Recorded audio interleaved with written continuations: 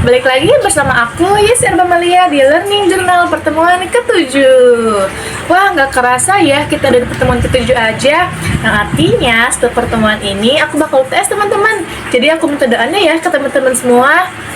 Nah, di pada kali ini kita bakal bahas topik yang gak kalah penting dari topik-topik sebelumnya.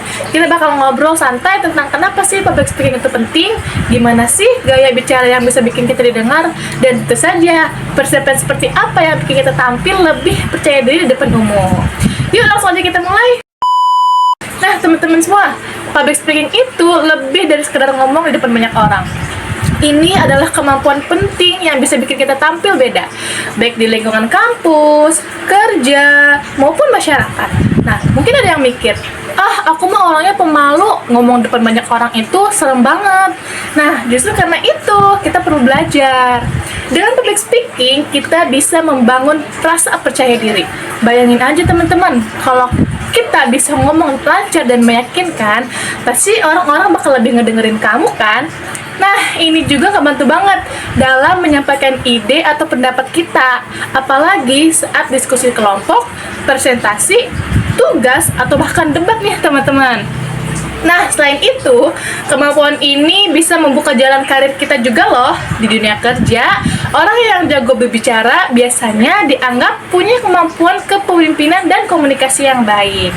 Dan satu hal lagi, public speaking ngajarin kita untuk berani berdiri di depan umum dan menyampaikan sesuatu dengan meyakinkan.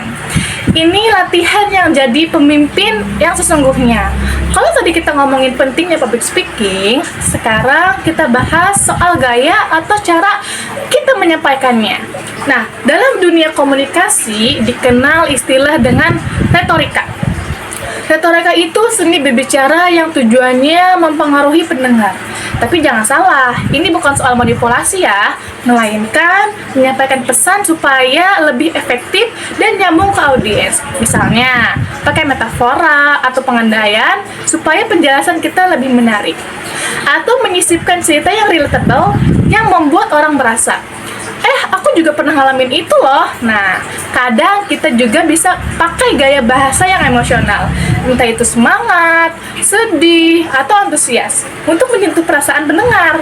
Nah, selain itu, kata-kata, gaya berbicara juga mencangkup ekspresi wajah, intonasi nada, dan bahasa tubuh. Kalau kita ngomong datar terus, audiens bisa ngantuk. Tapi kalau kita tahu kapan harus naikkan suara, kapan harus pause sejenak, itu bisa bikin penyampaian kita lebih hidup. Public speaking bukan cuma soal apa yang kita katakan, tapi juga bagaimana kita mengatakannya.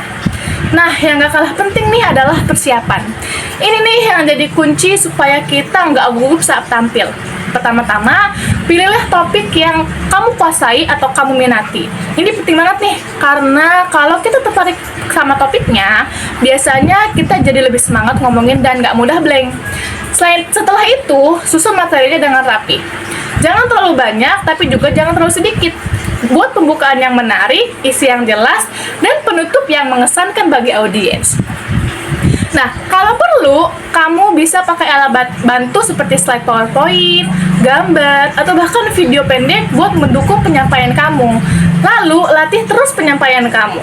Coba latihan di depan kaca atau minta teman buat dengerin dan kasih feedback. Semakin sering kita latihan, kita bakal semakin terbiasa dan bisa ngontrol rasa gugup. Jangan lupa, kenali siapa audiens kamu, apakah teman-teman sebaya, dosen, atau bahkan orang-orang yang umum.